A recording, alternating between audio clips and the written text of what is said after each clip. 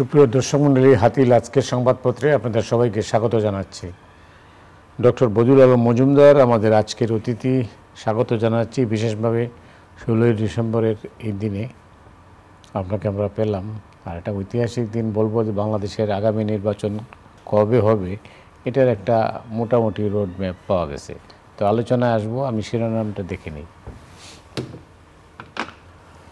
ইত্তেফাকের শিরোনাম হচ্ছে 2025 সালের শেষ থেকে 2026-এর প্রথমার্ধে নির্বাচন হতে পারে, 2 মাসের মধ্যে নতুন দল ঘোষণা ছাত্রদের। মানবজমিন 25-এর শেষ বা 26 সালের শুরুতে নির্বাচন হতে পারে, আইসিটি প্রকল্পে শত কোটি টাকা লুপাট। আজকের পত্রিকা 1.5 বছরের মধ্যে জাতীয় নির্বাচন, মুক্তিযুদ্ধের বীর শহীদদের শ্রদ্ধা ভালোবাসায় স্মরণ। কালবেলা জিয়া পরিবারের নামে বারবার আঘাত, নির্বাচন হতে পারে 25-এর শেষে অথবা 26-এর প্রথমার্ধে। দেশ রূপান্তর, 1.5 বছরের মধ্যে নির্বাচন, সন্তুষ্ট নয় বিএনপি, চায় সুনির্দিষ্ট রোডম্যাপ। সময়ের আলো, 26-এর শুরুতে জাতীয় নির্বাচন, মুক্ত দেশে মুক্ত প্রাণ। আলোকিত বাংলাদেশ, শ্রদ্ধা ও ভালোবাসায় বীর শহীদদের স্মরণ। স্বৈরাচার বিদায় হয়, এবছরের বিজয় দিবস মহা আনন্দের। The business standard election can be held between end of 2025 and first half of 2026. Civet Bajar News. যেটা আজকের সবকটা কাগজের শিরোনাম হচ্ছে নির্বাচন, আগামী নির্বাচন কবে হবে না হবে সেটার উপর একটা রোডম্যাপ। সেটা আপনি জানেন যে প্রধান উপদেষ্টা ডক্টর মোহাম্মদ ইউনূস বক্তব্য রেখেছেন জাতির উদ্দেশ্যে এবং তিনি একটা আউটলাইন দিয়েছেন। আপনি এটাকে কীভাবে দেখছেন? তো আমি তো এটাকে ইতিবাচক হিসাবে দেখছি। নির্বাচন নিয়ে যে একটা অনিশ্চয়তা ছিল, বহু দাবি, বহু রকম, এমনকি কোথাও কোথাও আলটিমেটামও দেওয়া হয়েছিল যে নির্বাচন করতে হবে, দ্রুত করতে হবে এবং সংস্কারের নামে নির্বাচন নিয়ে টালবাহানা করা যাবে না ইত্যাদি এইসব কথা বলা হয়েছে। তো এখন তো একটা অনেকটা সুস্পষ্টই এই বছরের আগামী বছর শেষের দিকে অথবা 2026-এর প্রথম দিকে, 1.5 বছরের মধ্যে আর কি, 1.5 বছরের মধ্যে। তো আমি আশা করব যে আমাদের রাজনৈতিক দলগুলো এখন তাদের যে করণীয়, যে তাদের দল গোছানো, নির্বাচনের জন্য প্রস্তুতি, তাদের প্রার্থী ঠিক করা এবং অন্যান্য যে সকল আনুষঙ্গিক কাজ, এই কাজগুলোতে তারা মনোনিবেশ করবে। একই সাথে তারা যে দলগুলোকে পরিচ্ছন্ন করবে। আমাদের সংস্কার শুধু নির্বাচনী ব্যবস্থায় কিংবা সংবিধানে কিংবা প্রশাসনিক ব্যবস্থায় এইসবে হলে হবে না। আমাদের সব জায়গায় আমাদের সংস্কার হইতে হবে, পরিবর্তন হতে হবে। সংস্কার মানে পরিবর্তন। আমরা পরিবর্তন চাই, আমরা গণতান্ত্রিক উত্তরণ চাই। এই গণতান্ত্রিক উত্তরণ যদি আমাদের ঘটাইতে হয় তাহলে আমাদের সকলের মধ্যে পরিবর্তন আসতে হবে, ব্যক্তির মধ্যে, প্রতিষ্ঠানের মধ্যে এবং সরকারি কাঠামোর মধ্যে, সব জায়গায় পরিবর্তন আসতে হবে। তো আমি আশা করব যে আমাদের রাজনৈতিক দলগুলো এখন সেদিকে মনোনিবেশ করবে, যাতে আমাদের গণতান্ত্রিক রাষ্ট্র প্রতিষ্ঠা করতে হলে, যেহেতু রাজনৈতিক দলেই রাষ্ট্র পরিচালনা করে, সরকার গঠন করে, তাই রাজনৈতিক দলগুলোকে গণতান্ত্রিক হতে হবে।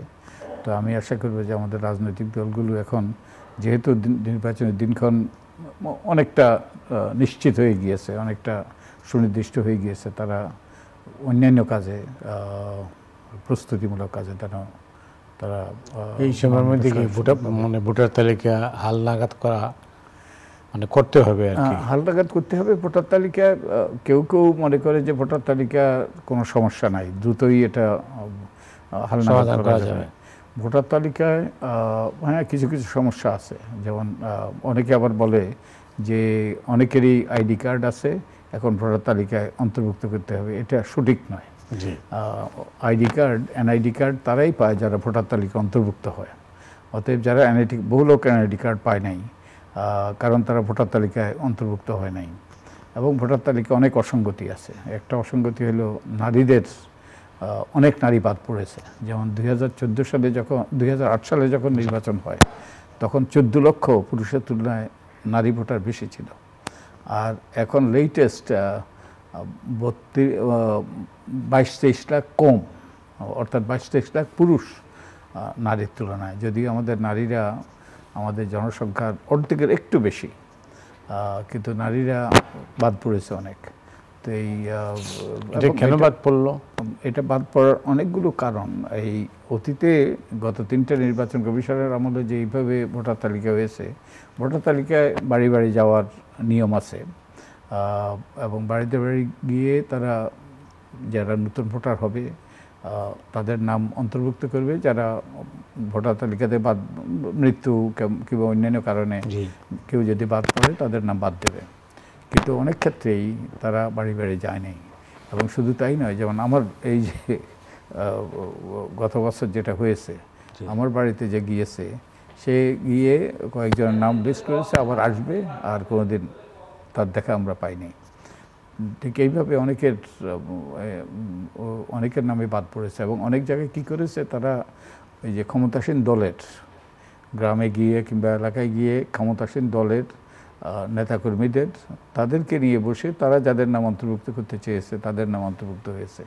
তো এইভাবে ভোটার তালিকায় একটা অসঙ্গতি দেখা দিয়েছে। আরেকটা অসঙ্গতি হলো যে আমাদের 1.5 কোটি থেকে 2 কোটি আমাদের প্রবাসী, তারা তাদের একটা বিরাট অংশ ভোটার তালিকার অন্তর্ভুক্ত নয়। তো এদেরকে ভোটার করতে হবে এবং তাদের থেকে প্রবল দাবি এবং সঙ্গত। কারণ 1.5 কোটি 2 কোটি কিন্তু আমাদের ভোটার সংখ্যার প্রায়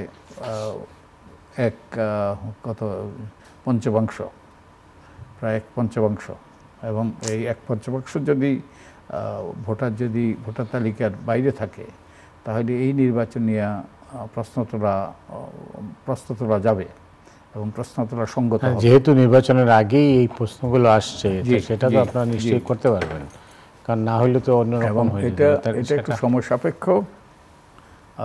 তো এই কাজটা করতে হবে। আর আমাদের প্রবাসীরা ব্যাপকভাবে আমাদের এই যে গণ অভ্যুত্থান হলো, তারা ব্যাপকভাবে সমর্থন করেছে। তারা বাইরে থেকে, আমরা ভিতর থেকে যেই কাজগুলো করেছি আমরা অনেকগুলো সাহসিকতার সাথে করেছি, কিন্তু অনেকগুলো কাজ তারা যেহেতু তাদের ওই যে আমাদের এরকম ঝুঁকির মধ্যে ছিল না, তারা আরও অনেকগুলো কাজ করতে পেরেছে, আরও সোচ্চার ভূমিকা পালন করতে পেরেছে স্বৈরাচারের বিরুদ্ধে। আর আমাদের প্রবাসীরা কিন্তু তাদের রেমিটেন্সের মাধ্যমে বিরাট ভূমিকা পালন করেছে। তারা রেমিটেন্স বন্ধ করে দিয়েছিল অনেকে সেই স্বৈরাচার পতনের আগে, এবং স্বৈরাচার পতনের পরে তারা যেই তাদের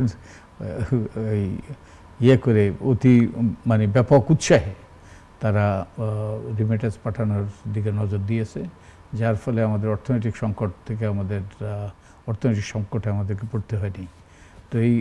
তো আমাদের, এবং এটা এটা আমাদের আইনগতভাবে তাদের অধিকার এবং আমাদেরও দায়িত্ব তাদেরকে ভোটার তালিকা অন্তর্ভুক্ত করা। তো এটা সময় সাপেক্ষ হবে। তো এটা করা জরুরি, এই জন্য কিছু সময় লাগবে। আমরা শুনেছি আপনার কমিশন, আপনার নেতৃত্বে যে কমিশন গঠন করা হয়েছে, সেই কমিশনের রিপোর্ট সবার আগে দিতে আর মতো প্রস্তুতি সম্পন্ন হয়েছে। যাই হোক, আপনাদের ফাইন্ডিংস তো হয়তো বলবেন না, তবে আমরা কি কিছুটা ধারণা পেতে পারি যে আপনারা কোন কোন বিষয়ে কথা আপনাদের পরামর্শগুলো কি থাকতে পারে? যেমন নির্বাচন কমিশন, নির্বাচনে কয়েকটা অংশীজন থাকে। প্রতিদিন এমন ছোট ছোট মুহূর্তগুলো তৈরি করে জীবনের গল্প। Hatil, live and relive. সবচেয়ে বড় অংশীজন নির্বাচন কমিশন। এটা সাংবিধানিক প্রতিষ্ঠান, সাংবিধানিক দায়িত্বপ্রাপ্ত, তারা সুষ্ঠু নিরপেক্ষ নির্বাচন করার জন্য। তো এই নির্বাচন কমিশন যদি সঠিকভাবে ঘটতে না হয়, দল নিরপেক্ষ ব্যক্তিদের নিয়ে ঘটতে না হয়, মেরুদণ্ড সম্পন্ন ব্যক্তি নিয়ে ঘটতে না হয়, তাহলে গত 3টে নির্বাচন আমরা যা দেখেছি তারই আবার পুনরাবৃত্তি করতে পারে। তো এই নির্বাচন কমিশন সম্পর্কে, নির্বাচন কমিশনের গঠন, নির্বাচন কমিশনের দায় দায়িত্ব, তাদের স্বাধীনতা, তাদের যে কর্মপদ্ধতি, তাদের লোকবল ইত্যাদি বিষয়ে আমরা এই বিষয়গুলো আমাদের রিপোর্টে থাকবে। আর যে আমাদের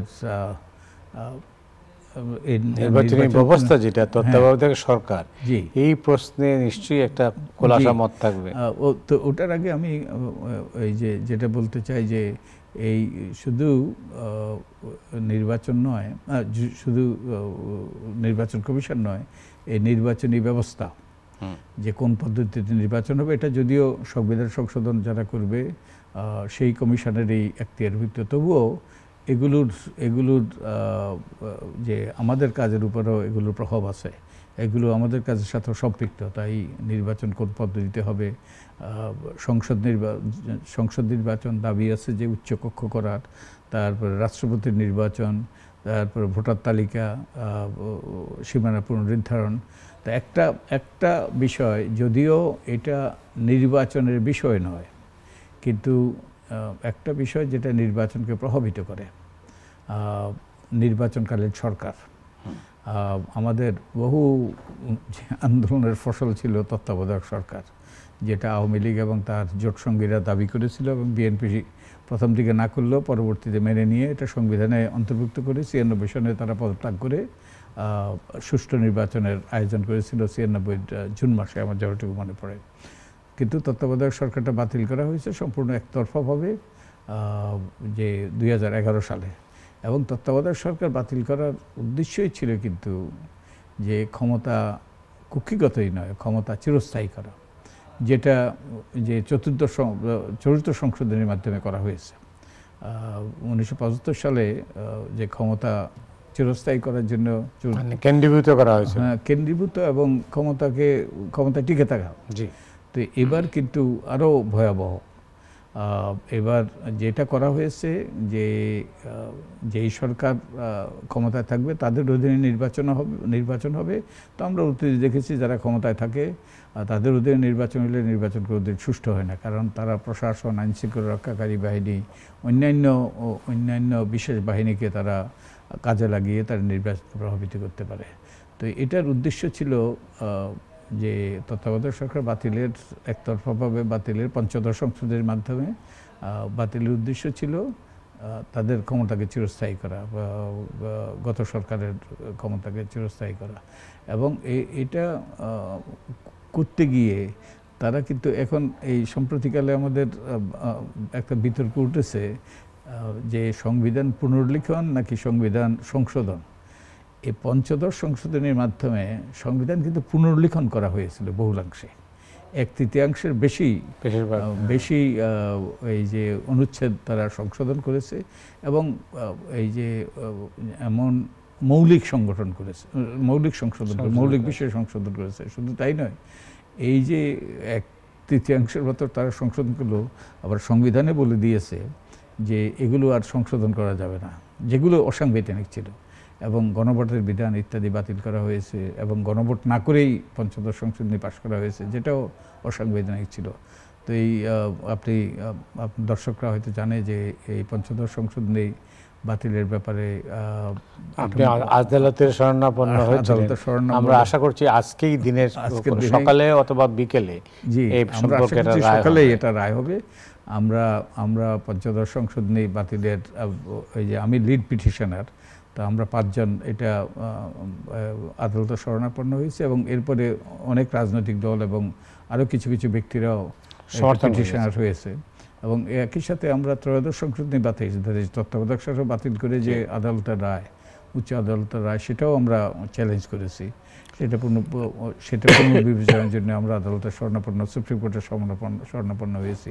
ওটার জন্য অপেক্ষা করতে হবে। তবে আমরা আশা করছি যে আজকেই সকালবেলায় যে 10টা-11টার দিকে আমরা আশা করি যে একটা রায় পাবো এবং আমাদের আকাঙ্ক্ষা যে তত্ত্বাবধায়ক সরকার ব্যবস্থাকে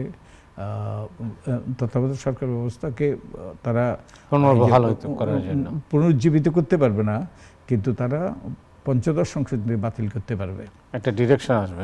আমি আশা করি যে একটা সংক্ষিপ্ত, আমার মানে বিশ্বাস যে একটা সংক্ষিপ্ত রায় হবে, যার মাধ্যমে সংবিধানের পঞ্চদশ সংশোধনী অসাংবিধানিক ঘোষণা করা হবে। তারপরে অবশ্য এটার সাথে সাথে কিন্তু ওই যে আগের অবস্থায় ফিরে যাব না, যে এটার জন্য এই আগের অবস্থা ফিরে যেতে হলে নতুন সরকার যখন হবে তখন একটা বিল উত্থাপন করতে হবে সংসদে, এবং বিল উত্থাপন করে নির্বাচনটা কিভাবে হবে? নির্বাচনটা যেই ব্যবস্থা আছে, সাংবিধানিক যে ব্যবস্থা আছে, এই ব্যবস্থাতে হইতে হবে, কারণ সংবিধান সংশোধনের কোনো ওই যে সহজ পথ নাই। যেমন আইন আছে যে দলীয় সরকার, এখন তো আর দলীয় সরকার নাই, এখন দলীয় সরকার নাই, তাই নির্বাচনটা হবে অন্তর্বর্তীকালীন সরকারের অধীনে হবে। কিন্তু ভবিষ্যতে যাতে দলীয় সরকারের অধীনে না হয়, ভবিষ্যতে যাতে তত্ত্বাবধায়ক সরকারের অধীনে হয়, সেই জন্য ওই যে আমাদের যে ত্রয়োদশ সংসদ হবে, সেই সংসদ একটা বিল উত্থাপন করে, এটা পাশ করা হবে। তার মাধ্যমে সেই দলীয় সরকারের অধীনে নির্বাচন করার যে বিধান, এটা বিলুপ্ত হবে। অন্তর্বর্তীকালীন সরকারের অধীনে যদি নির্বাচন হয় তাইলে কি দাঁড়াবে? তাহলে কে কি করবে? আলাদা না ওনাদের নেতৃত্বে? হ্যাঁ, অন্তর্বর্তীকালীন সরকারের, হ্যাঁ, এখন তো এই যে এখন নির্বাচন তো হবে অন্তর্বর্তীকালীন সরকারের অধীনে, কারণ এখন তো আর দলীয় সরকার নাই। যে নির্বাচন হওয়ার পরেই একটা দল ক্ষমতায় আসবে, ক্ষমতায় এসে তারা পরবর্তী যেসব করণীয় আছে সেগুলো করবে। কিন্তু এটা একটা অস্পষ্টতা রয়ে গেল। না, কোনো অস্পষ্টতা নাই। তাইলে এখন তাইলে কি তত্ত্বাবধায়ক সরকার তো আর নির্বাচন হচ্ছে না? তত্ত্বাবধায়ক সরকার ফিরে আসবে না। তত্ত্বাবধায়ক সরকার তখন সংসদে যাওয়ার পরে এটা সুস্পষ্ট হওয়া দরকার যে আদালত যদি আজকে যে পঞ্চদশ সংসদ বাতিল করে, অসাংবিধানিক ঘোষণা করে, তার মানে আবার তত্ত্বাবধায়ক সরকার ফিরে আসবে না। এই জন্য পরবর্তী সংসদে একটা বিল ওই যে প্রস্তুত করে উত্থাপন করতে হবে, ওটা পাশ করতে হবে। এটা কি ম্যান্ডেটরি? এটাই আইন। ওই জেনারেল ক্লজেস অ্যাক্ট বলে একটা অ্যাক্ট আছে, ওই অ্যাক্ট অনুযায়ী এটাই হলো বিধিবিধান। এটা আমার কথা নয়, এটা বিশেষজ্ঞদের কথা। তার মানে তত্ত্বাবধায়ক সরকার ফিরে আসবে না। দুইটা প্রশ্ন সামনে থাকবে, আমি অনেকের মধ্যে এই প্রশ্ন থাকবে। এটা হচ্ছে বর্তমান সরকার হচ্ছে ছাত্রদের সরকার, ছাত্রদের নেতৃত্বে আবার নতুন দল গঠিত হচ্ছে। এখন তাইলে ইলেকশন এটা কি সংঘাতপূর্ণ হবে না?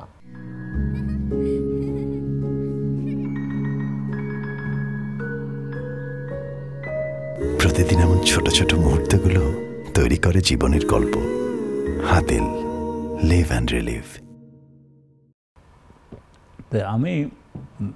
আমার সাজেশন কি, এই সরকারকে ছাত্রদের সরকার বলার পরিবর্তে আমি বলবো জনগণের সরকার। জনগণ, আপামর জনসাধারণ এই আন্দোলনে অংশ নিয়েছে, ছাত্র জনতার নেতৃত্বে। প্রফেসর ইউনূস নিজেই বলেছেন যে নিয়োগকর্তা হচ্ছে ছাত্ররা। ওকে, উনি বলেছেন, কিন্তু আমরা সবাই তো এই আন্দোলনের শরিক ছিলাম। হ্যাঁ, তারা নেতৃত্ব দিয়েছে, তারা বিরাট ভূমিকা পালন করেছে, গুরুত্বপূর্ণ ভূমিকা পালন করেছে, সন্দেহ নাই। তবে যে আমি আশা করব তারা যদি দল করে, তাহলে তারা যেন ওই যে সরকার থেকে সরকারে না থেকে তারা দল ওই যে সরকারের বাইরে এসে যেন দল করে, যাতে সবাই সমান সুযোগ পায়। আই থিঙ্ক ওটাই সঙ্গত হবে, ওটাই কাঙ্ক্ষিত হবে। বিষয়টা আরও স্পষ্ট হবে হয়তো, জানি না আদালতের ডিরেকশন কি আসে, দেখা যাক। এবার আসে একটু বিজয় দিবসে।